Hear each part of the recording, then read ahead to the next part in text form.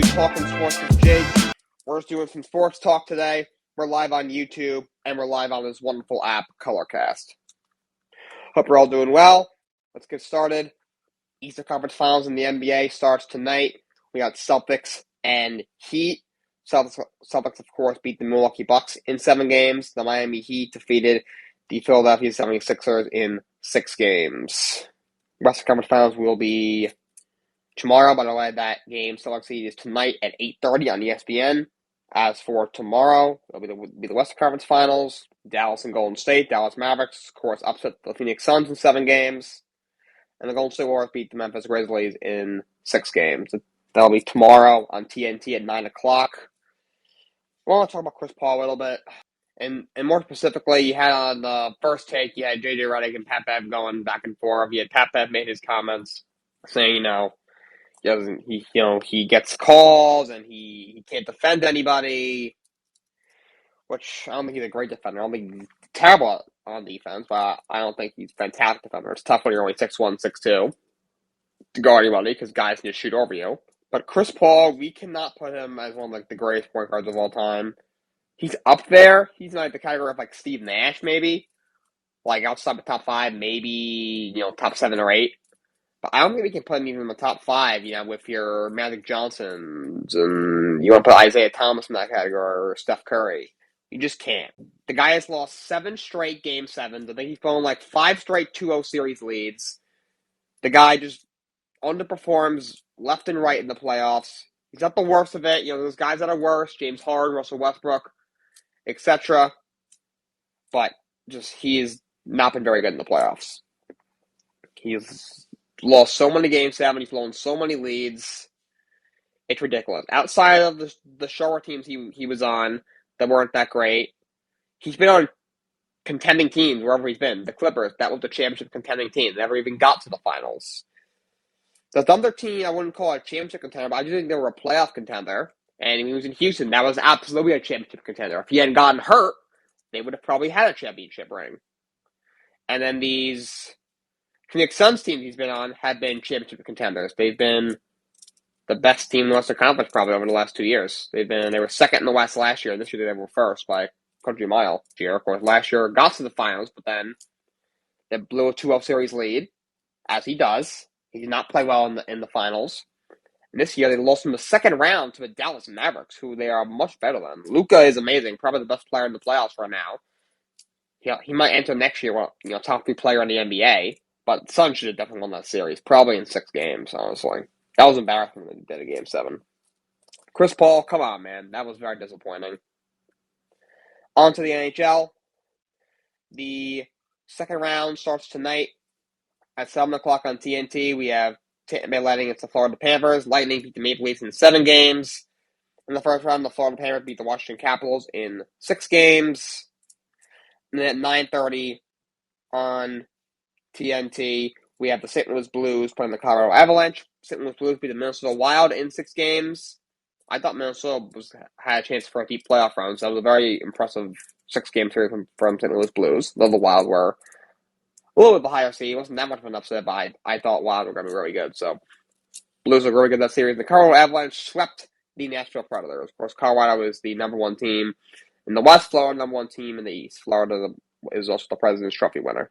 That is tonight in the NHL. Tomorrow, we got Rangers Hurricanes on ESPN at 7 o'clock. The Rangers came back down from 3-1 to beat the Pittsburgh Penguins in the first round. Carolina Hurricanes beat the Boston Bruins in 7 games. And then at 9:30 in the battle of Alberta, the Edmonton Oilers play the Calgary Flames. Edmonton Oilers beat the Los Angeles Kings in 7 games. Calgary Flames beat the Dallas Stars in 7 games in the first round. Interesting offseason coming up for the NHL. We got some coaching opening. For the Islanders fired Barry Trotz, and they promoted their assistant coach Lane Lampert the other day. The Detroit Red Wings need a head coach. Winnipeg Jets need a head coach. Now the Vegas Golden Knights need a head coach. Will Barry Trotz end up somewhere? And you never know. Will be another team that moves on from the coach to try and go and get him. Nashville, was only ranked, 8th in the West. Got swept in the first round.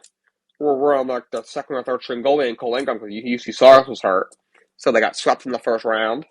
Probably could have gotten on paper. They may have thought they could have gotten a game or two, made that somewhat a series, and they didn't. Trotz coached it for a long time. Do they get rid of their coach and go and get Trotz? Does New Jersey Devils, their GM, Barry Trotz, I believe he played for him one time. Lindy Ruff has not had a good record there. Does he move on from Lindy Ruff? Who I don't think I honestly wouldn't mind if they moved on from him. I'm a Devils fan. I don't like the Devils, but I don't think he's the right fit there. I never thought it was a good hire in the first place. I mean, he was a great head coach in Buffalo for a long time, but he was not very good in Dallas. He was not a good assistant coach of the Rangers either. He ran their defense. The defenses were terrible. They were a very, very young group, but still. Once they got rid of him and they brought in Jacques Lemaire that one year they had, and the last year they had David Quinn, their defense was much improved. Basically the same group. Of course, they got a little more mature in age and more experience. A very young group, but still, the same group did a lot better. And Lindy Ruff is on paper should be a very good assistant coach. I mean, he's one of the better coaches the NHL's ever seen. He had a great run in Buffalo Sabres for, I think, like 10 plus years. He also was in Dallas for a short time. Do they fire that coach because Trotz is available? So it'll be very interesting. Does John Tortorella get a call? Does Mike Babcock get a call? Mike Babcock is an excellent coach, but obviously he's got the allegations that he was, not very, he was, very disrespectful to the players. That might keep him out of a job, but he is a very good coach. He does have a Stanley Cup, so we will see where that takes us. On to MLB. Last night we had the Brewers over the Braves 1-0. We had the Marlins over the Nationals 8-2. Tigers over the Rays 3-2. Yankees over the Orioles 6-2. Blue Jays over the Mariners 6-2. Red Sox over the Astros 6-3. Cubs over the Pirates 9-0. Rangers over the Angels 7-4. White Sox over the Royals 5-3. Giants over the Rockies 7-6. Twins over the Athletics 3-1. And Dodgers over the Diamondbacks 5-4. As for today's games, we got the White Sox and Royals playing at 2:10. Mets and Cardinals have a doubleheader. First game is at 3:10. Second one's at 6:40. We got Reds and Guardians at 6:10. 6:40. We also got Tigers, Rays, as well as Nationals and Marlins. 6:45. We got Padres and Phillies. 7:05. Yankees and Orioles. 7:07. Mariners and Blue Jays. 7:10. We have White Sox, Royals, as well as Astros, Red Sox. At 7:40, Pirates and Cubs. 8:05, Angels and the Texas Rangers. 8:40, Giants and Rockies. 9:40, Twins and Athletics. And at 10:10, Diamondbacks and the Los Angeles Dodgers. That's what's going on for baseball. Let's take a glance at the standings. Of course, still very early on in the season. American League Central, Twins at 21-15, playing well right now. They're in first place in that division. The White Sox, they're a little banged up. They're at 500. The Guardians, Royals, and the Detroit Tigers playing a little bit better, but still only 13-23. Yeah, AL East, New York Yankees 26-9, best team in baseball right now. The Rays, Trails slumping a bit, still 2 games over 500. Boston still struggling, playing a little better though. And then you got the Orioles, AL West. Astros, recently had a 10-game win streak snapped. They're at 23-13. Angels 24-14. They're off to a great start. Seattle struggling a bit, 16-20. And you got Texas and Oakland rounding out that division. Texas spent over $500 million this offseason. They're 15-19 right now. Fourth place in the division. Wow. National League Central. Milwaukee Brewers 23-13. They look really good. Cardinals look good, 19-15. How about the Pirates, Cubs, and the lowly Reds? We're at 9-26. Worst team in baseball. They just lost a game where I didn't even give a single hit. You know you're bad when that happens. They are a terrible, terrible baseball team. I do really like Hunter Green. Guy can hit 100 left almost every pitch. New York Mets. My Mets look really good, 23-13. Tie for the best record in National League, I believe. Tie for the best record in the National League. Phillies, Marlins, Braves, Nationals right now in that division. All those teams are under 500 besides the Mets. The Mets look good in that division. National League West, Dodgers 22-12. I got the Padres at 22-13. Giants 21-14, and rounded out by Arizona and Colorado. So that's baseball. We got the PGA Championship coming up. PGA Championship starts Thursday. That should be a very exciting tournament. No Phil Mickelson. He withdrew from the tournament. Very interesting development. Of course, he won the tournament last year, so which gives him the access to play in the PGA Championship every single year whenever he wants for the rest of his career, the rest of his life.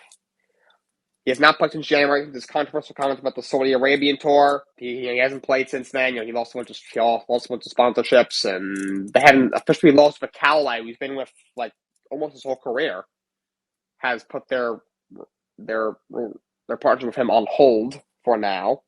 That was the tournament. You put it on hold, and they would evaluate. But he lost a bunch of our big sponsors as well. There's interesting to see what Phil does because he's 51, 52 years old. Will he eventually come back to the PGA Tour? Is he taking some time off? Maybe waiting for some stuff to cool down after the backlash he got for his comments. Will we go play him a Saudi Arabian tour that clearly he's high on, and a lot of these players are high on. A lot of these guys are want to go play there. PGA doesn't want them to. A lot of the PGA guys are upset with that. Justin Thomas, they asked him about it. He said if I want to go play on the Saudi Arabian tour, I should have any obstacles to go play on that tour. I mean, the PGA Tour doesn't own that tour or that league or anything, so I don't know how they would be able to stop them. I mean, I said this the other day. They don't, excuse me, they don't care about like Paul Casey or Ian Poulter or even Sergio Garcia. Was a Spanish guy who's at the end of his career who might be going there, play there. They're worried about their top guys. Colin Morikawa, Bryson DeChambeau, Dustin Johnson, Scotty Scheffler, Cameron Smith, Jordan Spieth. They're top guys, especially the guys their top American players. Those are the guys that they're worried about going on that tour. They don't care if these European guys go on that tour. They could care less.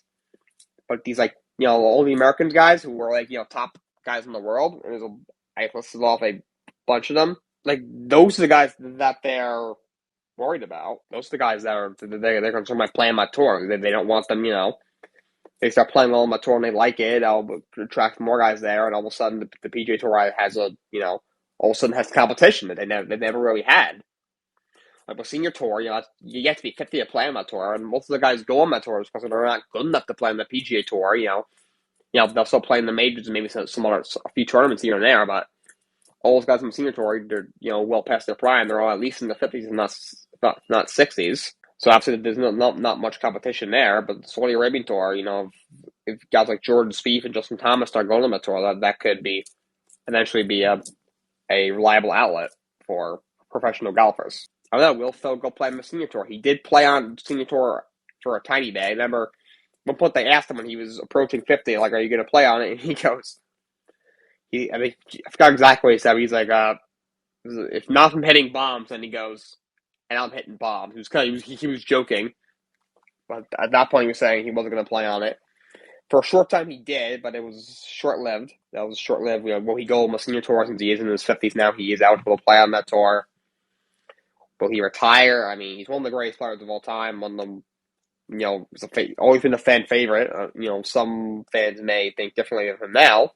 I personally don't, but that'll be understandable if some fans do based on his comments. But for his whole career, he's been a fan favorite. He's made a lot of money, playing golf. He's won a lot of big tournaments. He's won quite a few majors. He's made a lot of money. He's the amount of money he's brought in with his sponsorships and his endorsements is incredible. He doesn't need to play, but that'll be a tough way to go out. So we'll see what he does. But that's all I got for you guys today. Thank you, Patrick and Prince, for joining me today. Until tomorrow, so long, and have a great day.